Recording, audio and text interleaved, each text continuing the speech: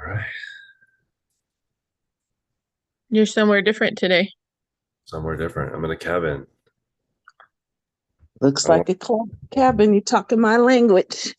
that's why I'm wondering if the internet will work out here. But it seems okay so far. Yep. Hey everybody, welcome to the Wednesday morning mastermind call.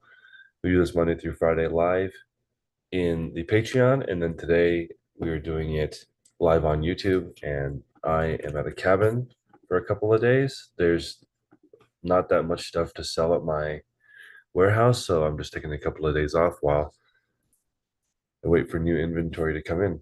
Um, Today, I wanted to do any kind of deep dive. If anybody had any questions on a specific topic, I know right now Mercari fees are trending at zero, and like, a lot of people are selling on Mercari to avoid fees. And yesterday or 2 days ago on my live, I was asked if I would do that, and I would say no. Even if the fees were free, I wouldn't sell on Mercari because it takes too long. And it's the same reason why I wouldn't sell on Facebook Marketplace for a living. You can, it's just a lot more maintenance than running an eBay store because an eBay store has all the tools there for you to manage the whole store globally. Managing one listing at a time doesn't, it takes forever. And un-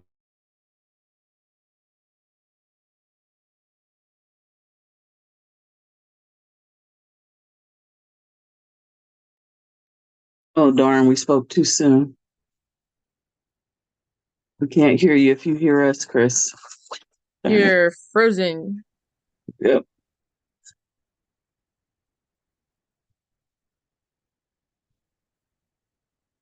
Gotta stop that record. Anyway, good morning, everybody. Good morning. Oh, there he is. it's like I have cabin internet. Um, but the goal is essentially to run a store, and an aged inventory system is a huge part of running a store. What do you do with what doesn't sell, and what's your system to get rid of it or discount it? So I guess we can ask what's going on, Becky. What's going on with you? What's working? And I've heard, or you told me you found a new supplier, which is exciting. Hey, good morning. I'm glad you got a chance to get away.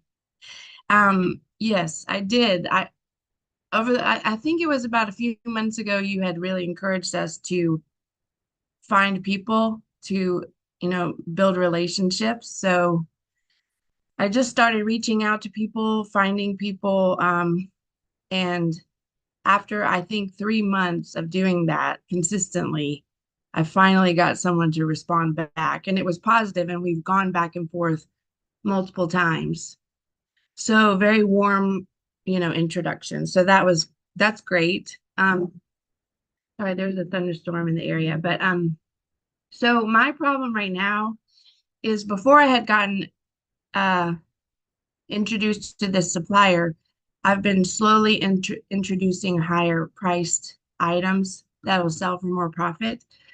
But my problem is I end up spending a lot of cash on that inventory, and then I run out of money and I don't have enough listings to consistently list.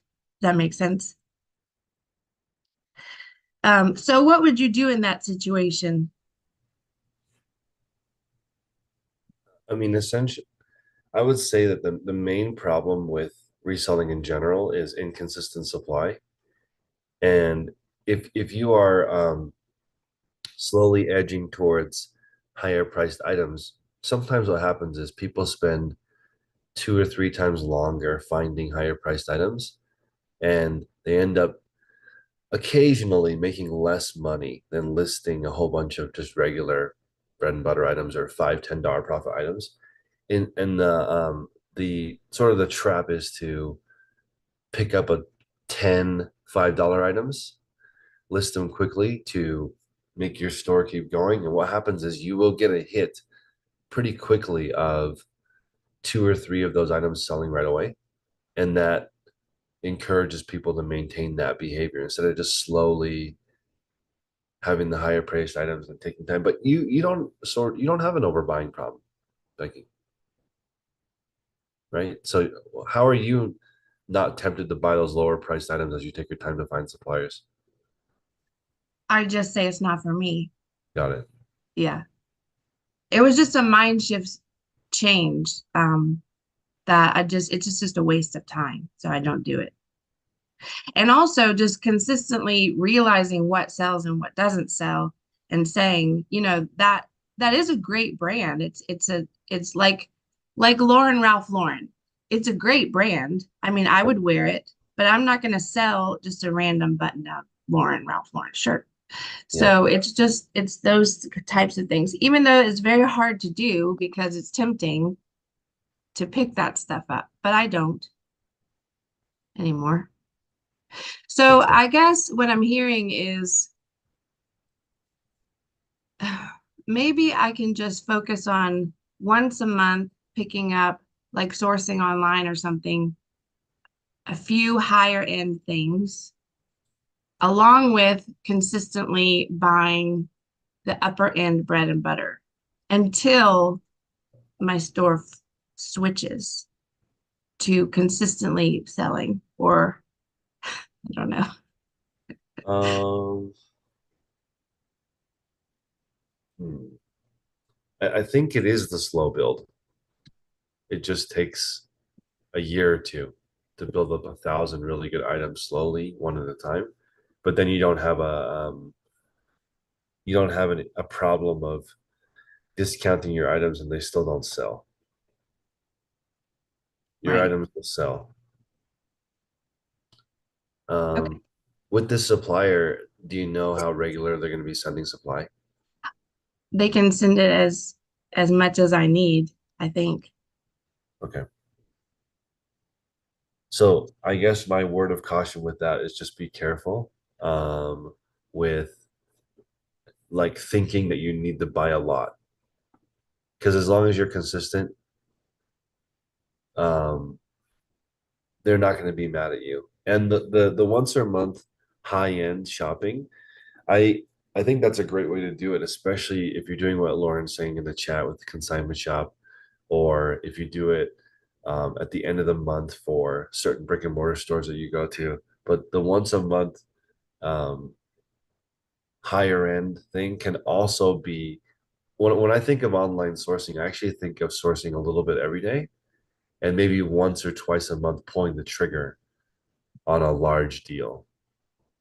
Right. Like you're buying 500 units from somebody and then 50 of them are going to pay for it and the other 450 are profit, something like that. But that I look every day and I only buy a few times a month.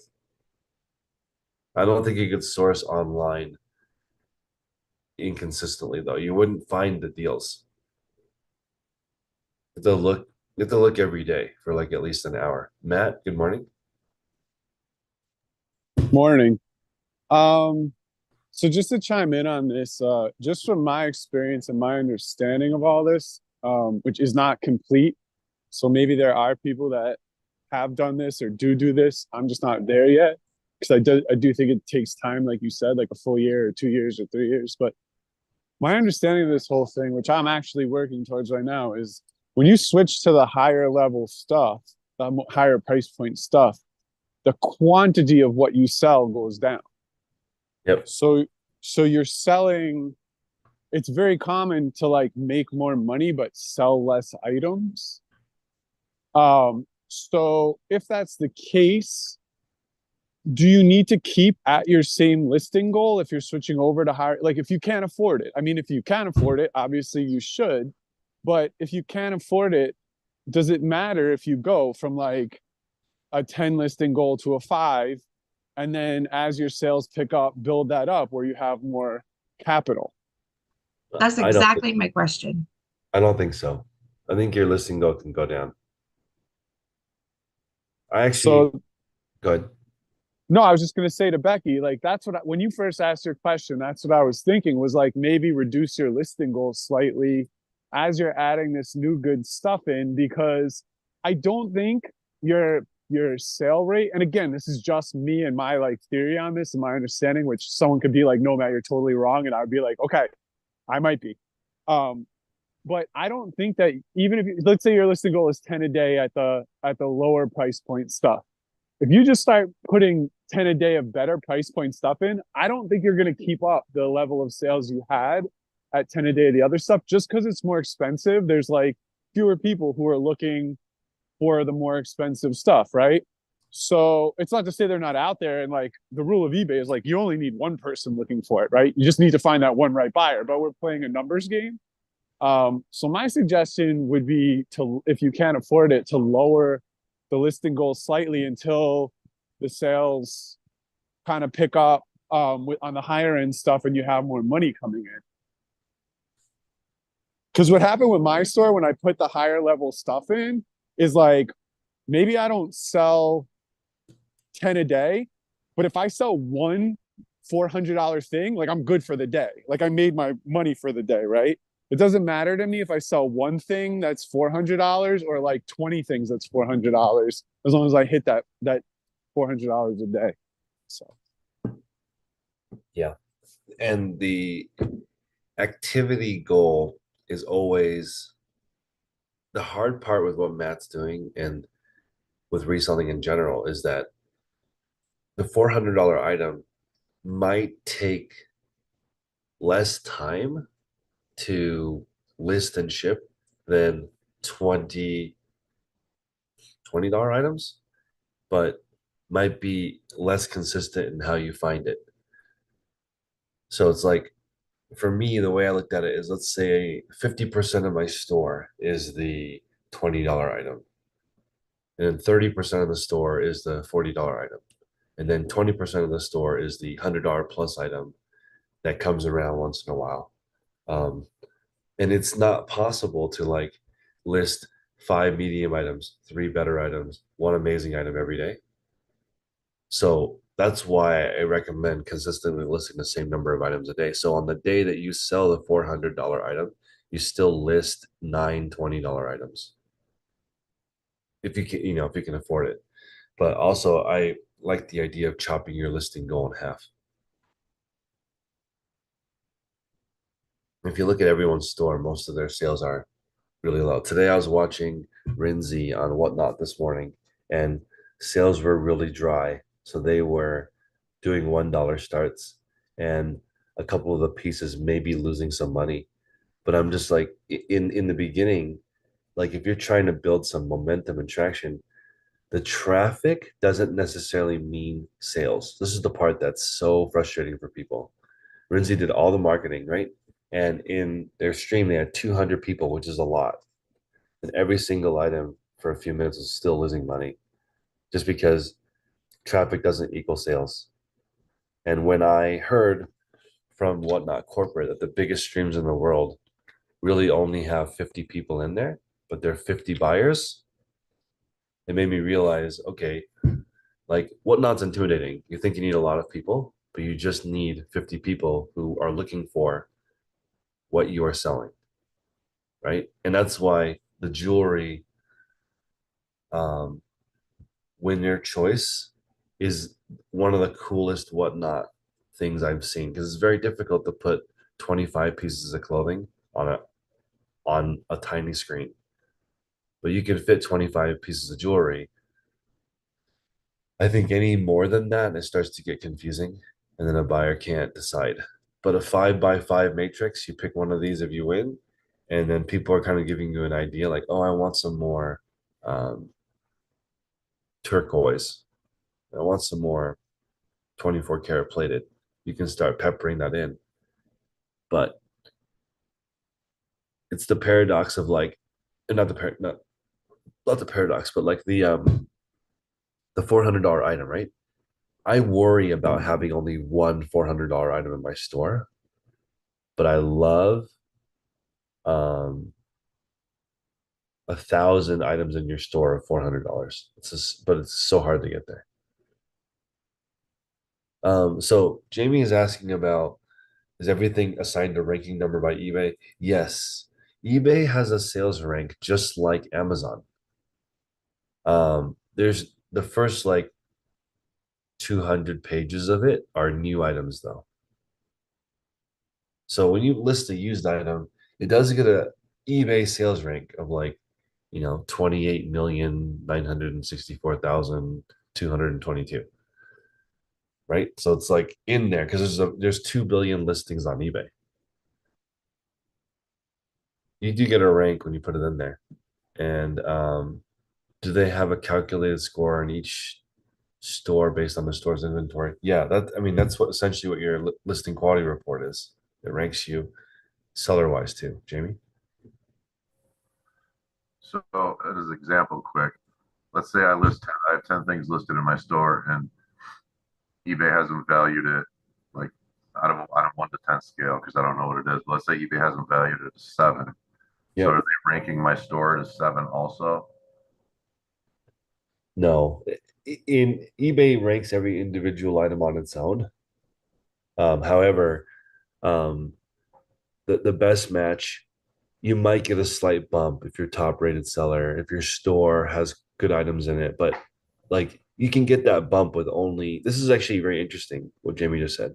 You can get that bump that Jamie's talking about for being a good store. Let's say that you list 7 out of 10 items every single time and you ship quickly.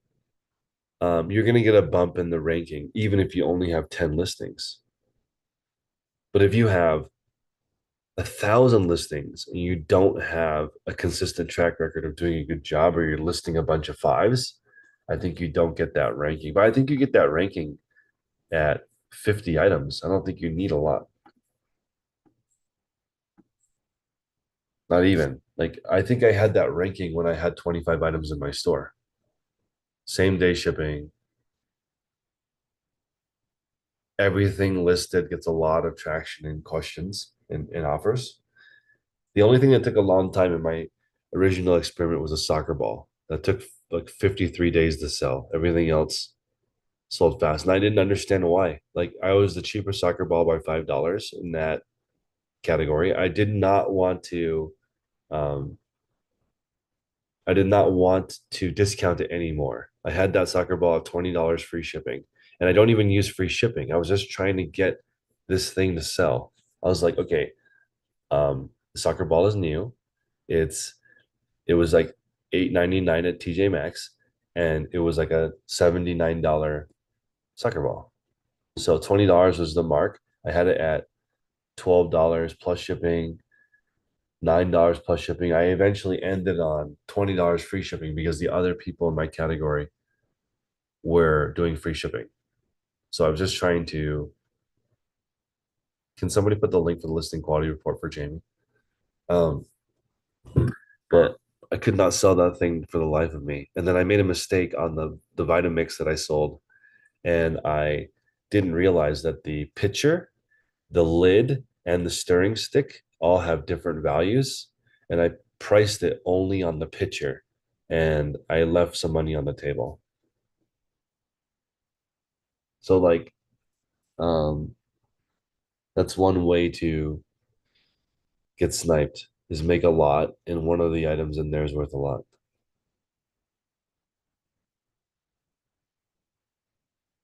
Becky's asking how long do I think live selling will last? Uh, I talked to a venture capital firm and they're asking the question, is live selling like Whatnot going to be something like um,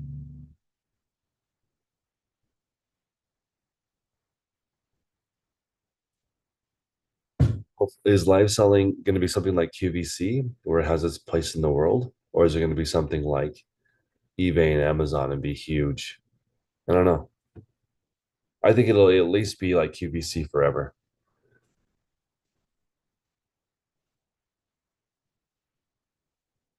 They're having an issue with the quality report right now.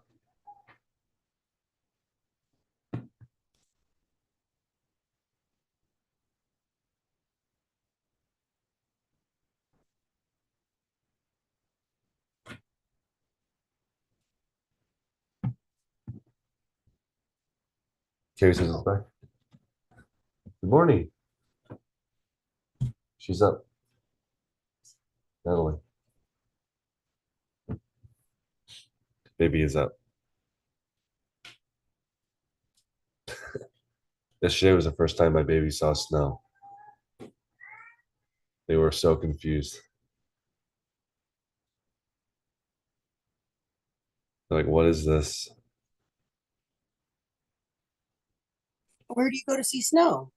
Tahoe. Oh, fun. It's not cold though for some reason. It's like 60 degrees here. But it is epic. I do ski. My wife is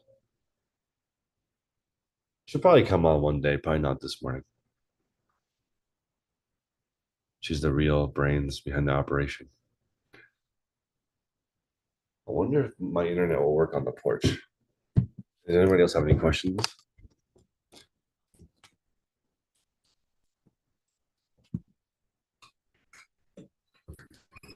Let me get my jacket.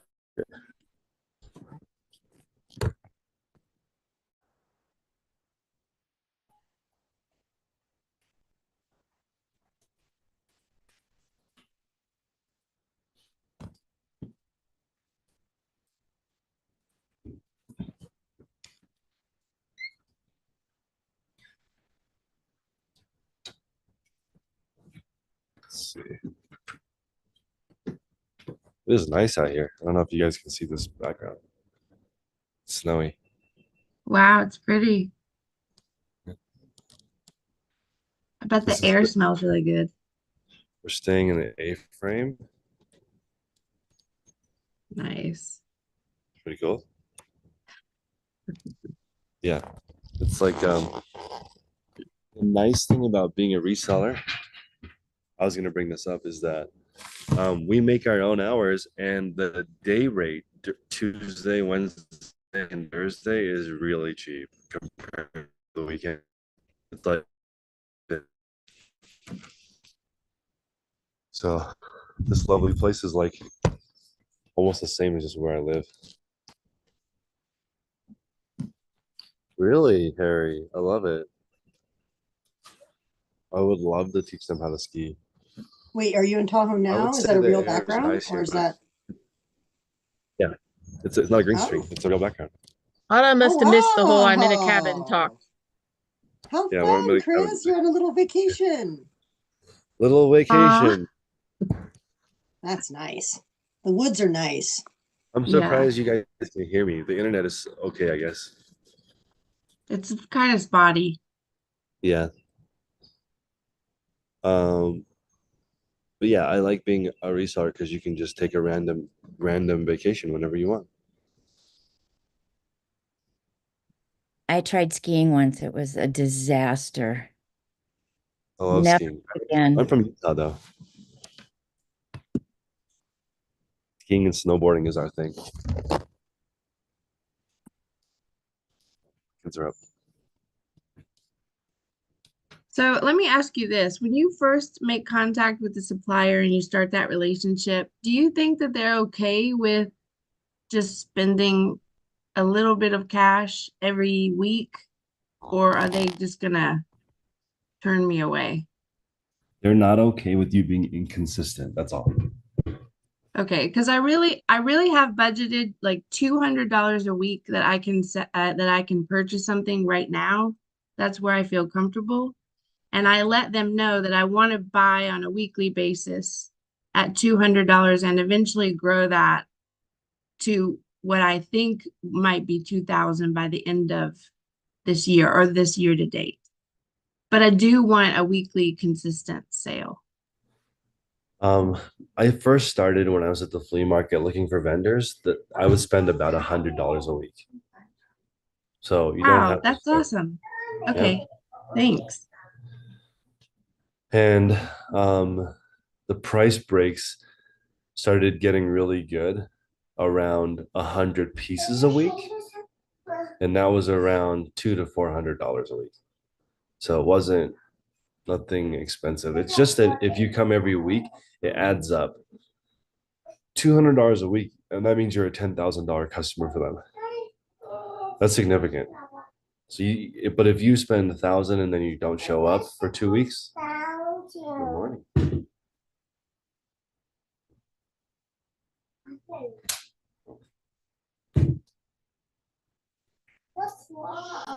Becky, Yeah.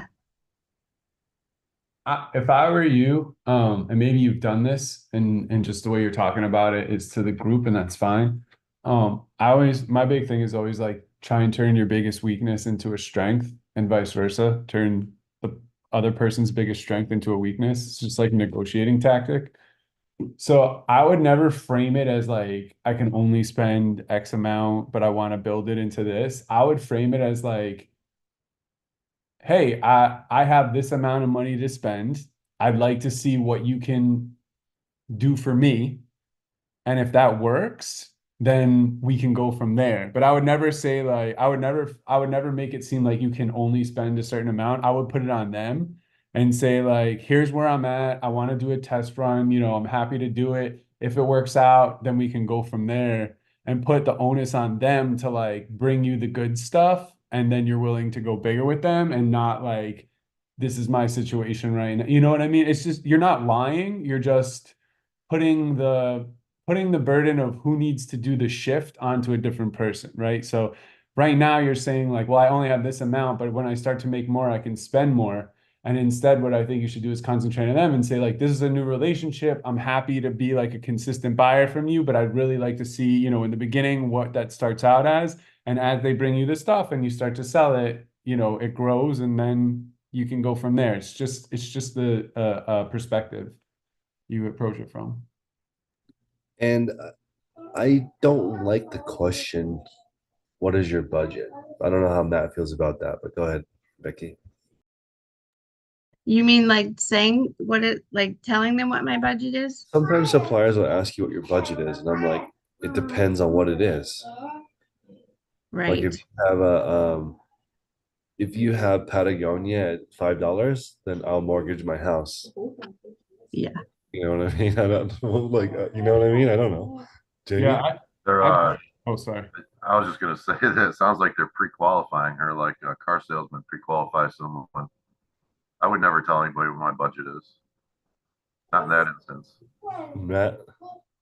Yeah, no, same thing. Because I agree with you. The question to what your budget is always my answer is it depends on what you have also because I was not going to spend the money on the statues that I did, but I mean everyone's heard the story 1,000 times. I didn't want to spend the money that they wanted it at. I threw out the lowest lowball I could, which was like the actual only way I would take that deal, right? And they took it, listened to the offer, tried to sell it to a couple other people, couldn't, came back to me, tried to get more out of me, and I was like, no, like I'm even mad that I gave you that number because now I have to take it. So, um, so yeah, it ended up being such a good deal that like I had to go into my bank account and pull that money out, but I wouldn't have spent that money on anything else. Like they weren't getting that money from me for any of the other stuff that they've sold me over the years. It was just like it was such a high level like one-time thing that I had to take it. But I never would have told them like what I never say like what my budget is because it depends on the item. What ends up happening if you tell someone what your budget is, because I've had the same, and I like the people who sold me the statues, I do good business with them. But when I tell them like, oh, my budget's like, if I told them, I never did, but if I did, if I said my budget's $600, they're gonna bring me like all of their $10 stuff that can't sell, like $600 worth. They're not gonna bring me like one $600 thing, right? They're gonna be like, oh, you have $600 to spend. Here is $203 things. You know what I mean? So it really is more dependent on what they're bringing you versus the amount you're willing to spend. I will Karen? caveat that by saying that I was very specific in the type of brands that I'm looking for. Um, and I'm very happy to say no. Like that's not for me. But I really appreciate what you're saying. And I definitely moving forward. And that's one of the really good things about this group is you kind of throw out what you're doing and then y'all are helping like fine tune this stuff. And so moving forward, and of course, this is like my first contact with a major supplier. So, you know, I'm just a small fry. I don't know. Basically don't know what I'm doing. But like in the slight edge, it says you just have to have a plan, right? So, and how that actually fleshes out looks different for everybody. But I'm definitely taking what you're saying, Jamie and Matt, and I will tweak it moving Becky, forward. John gave a really good example on the shirt call to Papa Sai and Russell that like you come forward saying, I'm just gonna want a sample right now of what you got. Like give me your sample first. Let's try a sample deal. And then we can see what we do moving forward. I can't remember the exact words, but they were perfect what John said. So maybe you can ask Russell or Papa Sai if they wrote those words down, because it was like really good how he said to approach these dealers at the vendors. Do you guys remember that? I didn't see that. That was on John's call. Russell, Papa Sai probably remembers a little bit of what Russell said. I mean, John said. I want to ask a question kind of on that though. I wonder if they deal differently with women than they do men. Do you think that's possible? Anybody? Who knows, huh, Becky? Let's see, I because think that's more than possible. interesting theory. Well, I and, think it's and how in you our- handle yourself. If you handle yourself Exactly. like a weak woman, then you're going to get treated like one. That's true. You got to be And strong. Yeah, They do. I'm very strong. And I've been in sales basically my whole life out of college. So I mean, I know how to handle it. I know how to craft my words well. I mean, when I tell you that, I just say that, my budget's 200, blah, blah, blah. It's crafted in a way that um I can work on it. Of course, I can always have room for improvement. But, as a woman, um life is different for women. And so men are very logical, very straightforward, and they just say what they want and they don't take any crap. Like, women have trouble with that. But I think that on the other No, I end, don't. the supplier, okay, that's generally speaking, but the supplier is a little softer towards women. I think that they react a little softer. What do you think? I think that personally speaking, I agree with you, and I think that there's like all kinds of interdynamics that come into play, and I don't think it happens to everyone. I know some like men, and me included, at a previous point in my life, that was like a very weak negotiator, and that's why I spent a lot of time trying to get better at it. So I think that there are all kinds of situational stuff that we could like debate and say like, no, women have it easier because of this, no, men have it easier because of that. The fact of the matter is that like you're entering these negotiations exactly as you come as a person, and I fully believe, no matter who you are, there's a way to turn whatever you think your weakness is into a strength, and the other person like vice versa. Like it doesn't matter if it's like, well, well, I'm a woman and the person selling it is a man or whatever. I'm saying it does matter in a larger conversation and like a theoretical debate and all that stuff. But just from like how do I get the best deal out of this person? I truly believe there's like, if you can come up with a plan that's going to counteract any situation. It's just all like psychology and stuff. So before like this turns into like 20 minutes of like back and forth, like borderline misogyny, whatever it becomes. I'm just gonna cut that off and say, the thing that I think is real, and this is the hardest but dopest lesson like that I had to learn, is just act like you've been there before, and act like you are, even if you are so desperate for a deal, like you're like, I am you cannot show that you're not willing to walk away from it. Like the biggest negotiating edge ever is being like, I have the cash, you have the product. Here's $100 on the table. What do you want? $100 in your pocket or $0 on your pocket? It's the same thing that gets used against us in like best offer. You get to use that against your supplier, right? So it just becomes this idea of like, here's what I'm looking to pay. Here's what you have. I have money. You want my money. You can have some of my money. You're not getting all of my money. And if the deal doesn't work, I'm walking away. And I've like walked away from deals strategically just to show someone I want to do long-term business with that I'm capable of doing it. That I'm not just going to take, even if it was like even if it's like I'm not walking away from the best stuff. But if it's like a mid deal and I could go either way on it, and normally I would take it, I walk away from it because I'm like, I just want you to know that like I don't need you. Even if I need you more than anything in the world, even if like my life depends on you, I don't want you to think that because it changes our entire ability to do business fairly. So, But you don't want them to know how much that money, like when you say you're not getting all my money, we don't want to let them know what all that money really is. I think. I don't think we ever want them to know what what that number is or that budget is. Hey, Becky, another thing you can do is find out, whatever supplier you're talking to right now, find out who their biggest competitor is. And let's say it's Matt's Supplies. And just when you're talking to them, throw in there that, yeah, I've been with Matt Supplies for a while and I was wondering if you could do a little bit better deal for me. The customer service isn't, just fake it till you make something up. And just make them think that you don't need them. You're just out there looking for a better deal or a better customer service relationship or something else. Okay, thank you.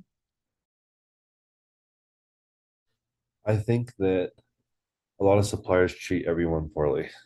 I was So going to say, and Katie Co didn't let that stop her. None of this age, race, uh, woman, man. Katie Co just kept going, she's until she got a yes, I guess.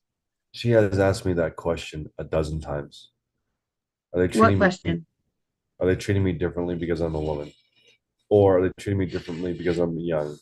Or are they treating me differently because I live in a rural area? And I'm like, nope, because you don't have any expenses and you have money.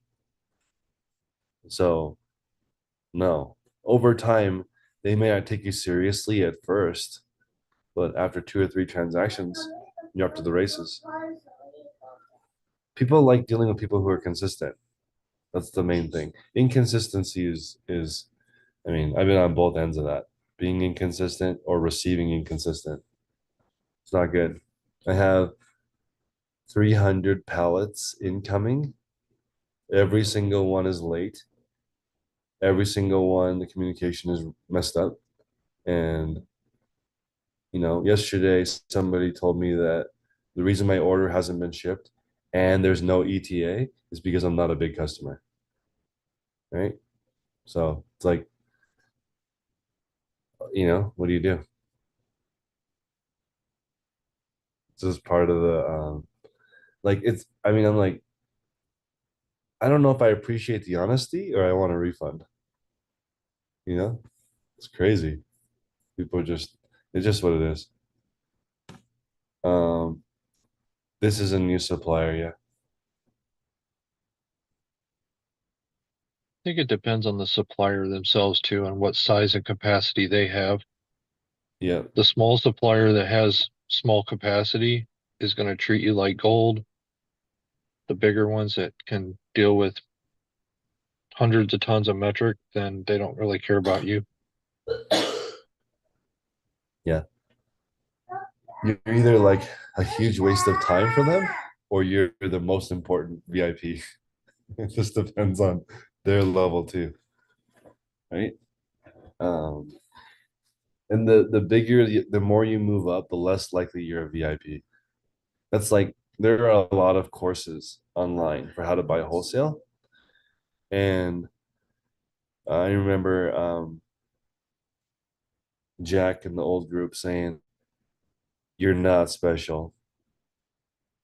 Just got to do it like everybody else. There's no way to make yourself special other than repeatedly ordering." So that's why, like, my first orders were $100 to $200 at the flea market. Over time, it grew to like $700 a week, but that took a couple years. It took a long time because honestly, even though 4 into 30 is a good profit margin, it still takes a while. It still takes like a year to get any traction. I wanted to share another idea with you guys this morning. Um, over the past or this year, I've had maybe like 10 people from the group visit me in the past, let's say 6 months. So a person visits me about once every month. And we've gone through the actual photo listing part together before. And on average, like I think when Lisa visited me, she thought she was slow, but she was not slow. She was like middle of the pack. I think that like of all the people that have visited me, none of them have taken longer than 5 minutes to take a set of photos. Like start to finish on my setup. Like some of them first try 1 or 2 minutes. Um, but I wonder about this intensive boot camp. Like if Brian came to visit me, right? And I did Monday through Friday, 8:30 in the morning. We go to work, get a cup of coffee, customer service, photos, listing, done by noon. Then Brian I go sourcing till 5. If we did that for 2 weeks, would it affect Brian?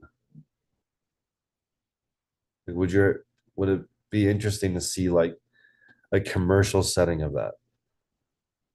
Because like at home, I don't consider that a commercial setting. It's just like a hobby setting. Nothing wrong with that. It's just a different situation. Like, how long do you think? I don't know about the 2 weeks. I think it would affect as that habit's created.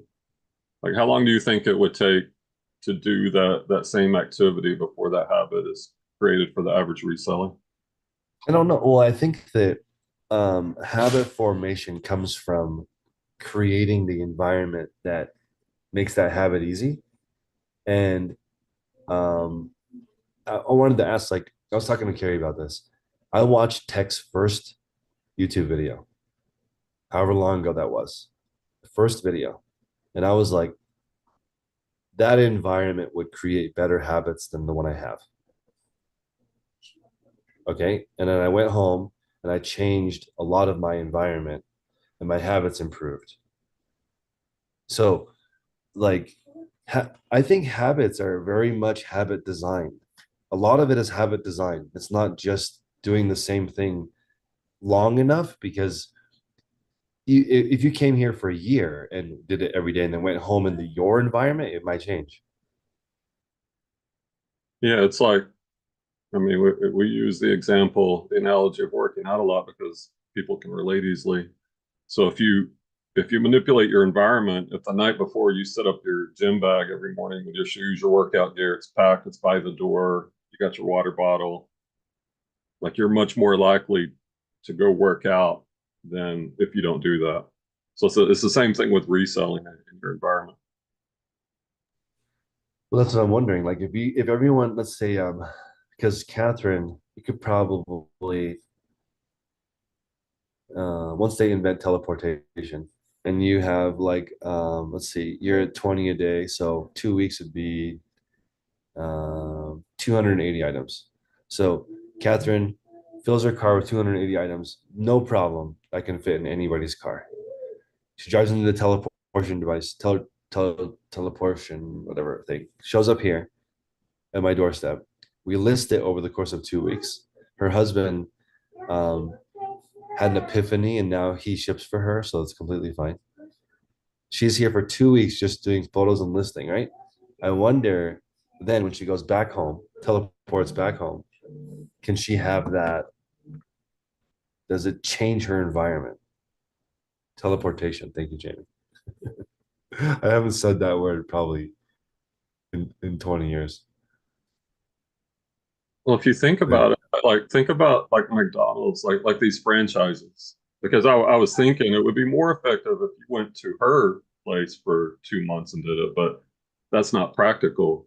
But like if you get a franchise with Chick-fil-A or McDonald's or someone, like you have to do it their way. You have to go to their boot camp or whatever it is to learn the Yep. ins, and then it's expected that you do it that way.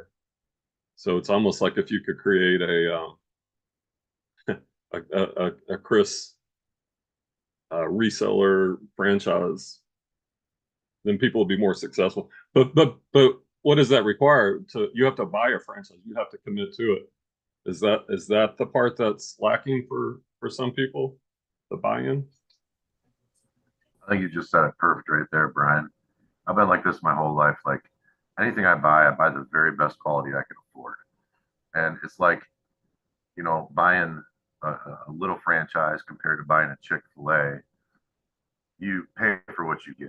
I mean, you're putting up more upfront money and more time and effort into it, but in the end, you're going to have a much more profitable and successful business.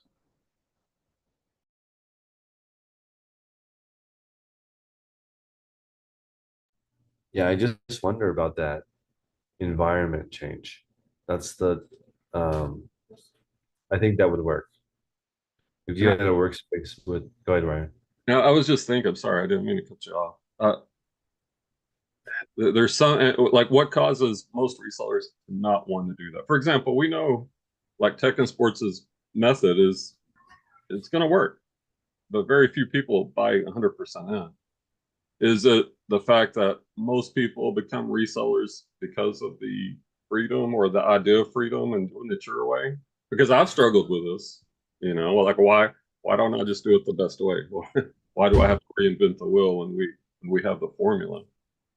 So that seems to go against the grain of, you know, like you want to run your burger stand you know the way you want to do it, but you know if kind of like what Jamie said, like if you went to the McDonald's model and you bought that franchise, it would be the most successful. Um, maybe it has something to do with resellers' mentality in general. I mean, that creates the friction between just buying in and doing it the most effective way. But I think it also it comes down to understanding the scale you want to be at and accepting the fact that like when you're learning from people who have agreed that like and put like a decade or more into like understanding the level they want to be at, and you're not quite sure the level you want to be at, one of the first things you need to figure out is what level are you aiming for? Because for me, part of some of the difficulty I had when I first joined the group was I was like, I never had even anywhere close to the ambition of like a lot of the higher level people. I just wanted to learn how to get better at doing what I was already doing. But getting better at like doing what I was doing better there doesn't necessarily mean figure out how to turn it into like $1 million a year business, right? Just means like, why am I wasting so much time doing like why are these things that seem simple taking so long, right? So I had to like figure out what the level I was supposed to be, yeah, best at what scale we choose to operate at. So that's what I mean. Like you have to figure out the level or the scale you want to be at, right? Before you're like, because it's like, well, what do we consider the best? Everyone's like, I want to be the best at this. Well, do you mean you want to be like the best ever, like have the most sales per year in eBay? Or do you mean that like you know you want to make $100,000 take home of the year, you know, for the year, and you want to do that without wasting a single second? Because the difference between the two is like an entire lifestyle. You know what I mean? If you want to be like one, you know, in the top 5 highest ranking eBay seller stores out there, you are living a different lifestyle than if you're like, I just want to do 100,000 take home, like, and be done at a certain time and yada, yada, yada, right? So figuring out the level you actually want to be at and then understanding like what you need to do to get to be the best in your thing, at your level is not the same as like being the best, period. I just think it's similar. You're doing similar tasks. It's just the amount of time and effort you're putting into them. Anyway, that was my struggle. It's like there's a difference. I think like you can be the best at what you want to be, but what do you want to be? That's the main problem with trying for me to figure out what people want in the group is not having a clear goal. Like for me, I want to do $10 million profit this year. I'm sorry, no, profit revenue this year, 2 million profit. And if it makes it Wait, easier for what? me to make decisions. Say it one more Right? time. I just for the people in the back. $10 million revenue, $2 million profit A year or a month? A year. this year. This A year. year. Not 10 ne- million, not 2 million a this- month? No. 2 I'm million so this year. confused that you have to say it again for me. One more time. 2024, $10 million revenue, $2 million profit. Oh, okay. So out of that 10 million revenue, 2 million is yours. Thanks, Matt. Like, well, congratulations. Let's see if I can keep up with you. I'm gonna try. I'm just gonna try I'm over just saying, here to but keep how up many with people you. here know that? What do you want to be the best at? I want to be the best at that goal. It's easier because then some things like for me going to Goodwill doesn't make sense right now. But if you're trying to do 5 a day, that is your best bet. 5 a day thrifting is the best bet. It's better than the bins, in my opinion. The only because they've already pre-sorted for you. If your goal is 20 a day, probably the Goodwill bins is better. If your goal is 40 a day, maybe Goodwill bins plus thrifting plus flea market. If your goal is 10 a day, maybe flea market only. It depends. If I was Catherine, probably 2 rounds of the bins a month would be good. The reason why I wouldn't do one is what if that one was bad? So I would do two trips, or even for me, I feel like that's a bit scary. I might go once a week. The problem is the commute is so far for her. It's multiple days. So I'd probably go twice a month. But if my goal is like 1,400 items a day. I can't go to Goodwill. It's a different kind of goal, right? And then um now I have to be um like a waste of time for some suppliers and work my way up, right? Um because if you place $100,000 order and someone tells you you're a waste of time, but you go to the flea market with $100,000, it's a bit different. It's like different, very different. Melanie just sold a dress she bought. The bids were $24, $1 cost of goods. That model 100% sustainable at like around 10 to 20. More than that starts to get real difficult, in my opinion, unless you start either buying crappier quality or you've got to go every day.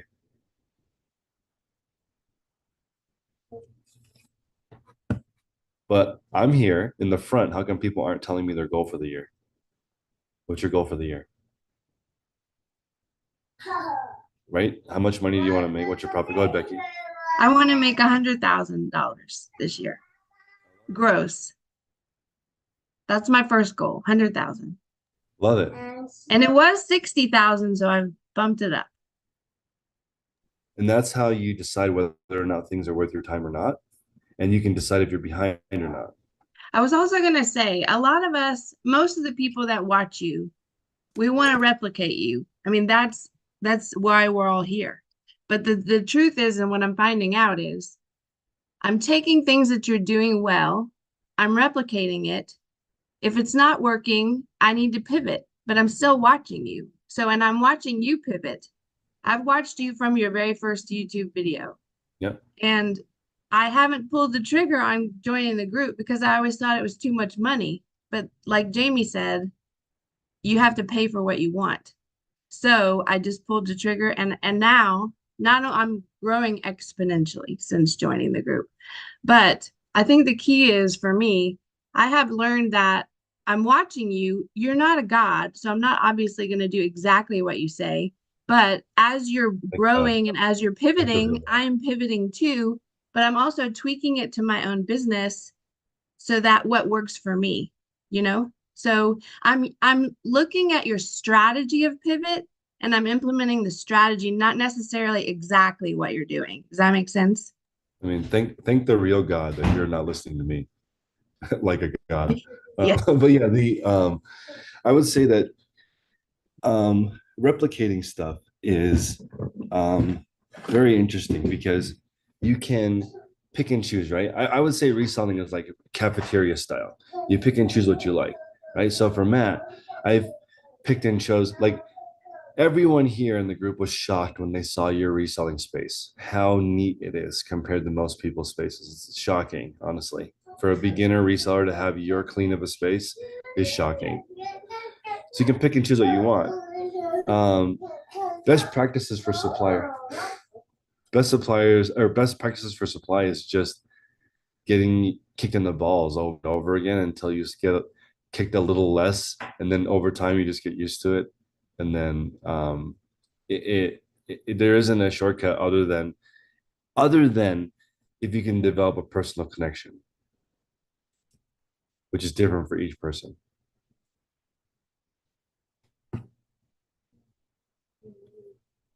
But Vincent's got a goal of 365K a year, 150K profit. It makes it easier to make decisions because there's only certain things that will get you to $1,000 a day.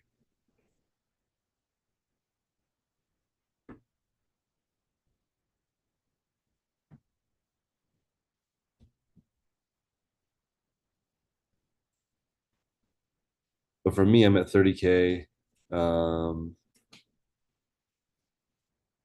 30K a day is the goal. And when I look at my, see, here's the thing that's interesting. Even though my goal seems high, it's still one day at a time. And maybe I should do more videos about when I had $100 a week budget. Because it makes more sense for 99% of people. Okay, not for me. I think the perspective is big too, because like I said earlier in the call, like I'm in this space right now where like I'm getting less sales by number, but the sales I'm making are way more money. So, but like I'm all caught up on like, why am I only getting 6 sales a day? And that's the part I'm focusing in on, right? And then I look at the revenue portion and I'm like, I'm blowing myself out of the water for what I did last year. I don't have, oh, this sold for $7. This is why I had 12, 13, 14, 15 sales a day. Oh, $7, $6, $11, $19. It's like 45, 25, 100, 150, 75. It's not these little thinky numbers. So I think that like, but my problem is I'm focusing on the wrong number. I'm looking at the chart and I'm seeing like 12, 13, 15 sales, 9, all these great numbers a day. Now it's like 4, 8, whatever. It's a lower number. I'm not looking at the amount of money I'm making. So we're like, I'm hyper focused in on the wrong thing. And if I looked at like the difference in the money I'm making, it would be a lot better. But I think we're more likely, unless you put a lot of time and effort and work into paying attention to what matters, there's always going to be something that's not where we want it to be. And if we hyper focus in on it and not pay attention to all the progress stuff, then it feels like we're not going anywhere. But in reality, I have to like give myself a wake up call and say like, no, I'm actually like doing much better than I did last year.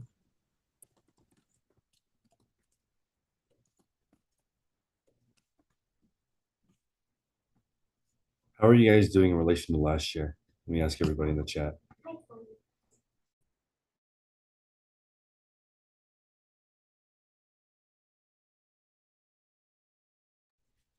Carries up 35%.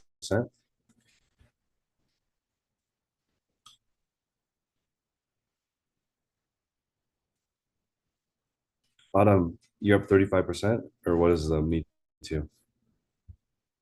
Yes.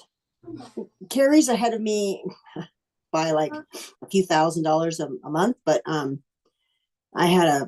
remember I had that growth spurt where I went from the mediocre seller of 2,600, 2,800 a month, and then I went all the way up to 8,000. I've been able to maintain that, except for sometimes like Matt, I'll lose all my good items and I'll fall back to like 7,100 or 6,900 for the last 31 days. Then I'll go back up. So it always depends on if I have these banger items, how high I get for the month with the 12 items a day I'm listing. So I started the same time Carrie did, October of last year. So we're neck and neck as the timeline, for starting. So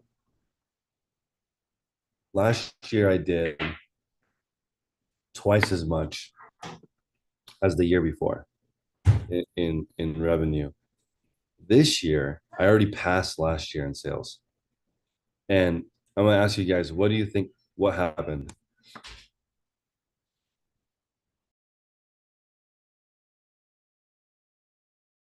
Yeah, why is the volume so much higher now? Because you have suppliers now. You stop going to the bins and all that stuff. And more employees. I had suppliers last year, but the main thing is space. Yeah. I got a space. Sure. Last year at this time, I got the new warehouse, and it was like crushed working out of a storage unit, right? Storage unit is one thing. And then but the thing is, I think when I moved from my house to a storage unit, my sales exploded. After I moved out of my house, since 2020, I haven't had a month less than 100,000. After I moved out of my house, the space has been such a tremendous difference to me. That's the biggest hack in reselling. It's the cheapest thing you can do for your business, but it's the most uncomfortable. But it's probably, when we were talking about what Brian was talking about earlier, the biggest change in your resale business happens when your environment changes to create a better habit. And I hate working in a storage unit. It's horrible. It's cold or hot. It's cold or hot. They don't want you working there. The storage manager is always like, "Are you still here? Need you out of here." Like if you use the area in front of your storage unit, they get mad at you. If you use the electricity that's not allowed, you bring your own generator, they're kind of like looking at you. I mean, I hated working in a storage unit. But I just went If there, I did my recall, work. you did all those things. You were outside all the time. You had your racks outside. I remember when you I were in did the store. all of those things. And Yeah. I was never there 1 minute longer than I had to be. I hated it. I would go there and do my work and leave. Like, Taylor in the group, he's in my old storage unit, right? He hangs out there. I would never do that. I hate hanging out in a storage unit. It's the He's a worst place. socializer. He's one of those people that likes to socialize rather than make money, or be social and talk I'm rather just- than. Me know. too, but I don't want to socialize at a storage unit. No, my No brother social. used to do that. I'm not, Autumn, if I come visit you, we're not gonna hang out at a storage unit. No, I hope not, please. I'd drive you up to Pikes Peak, Not worth it. the highest Just mountain do here. something else. Is Pike Yeah. Peak Colorado? Is that where it Yeah. is? Yeah. Okay. I did not know that. It's really pretty. But I'm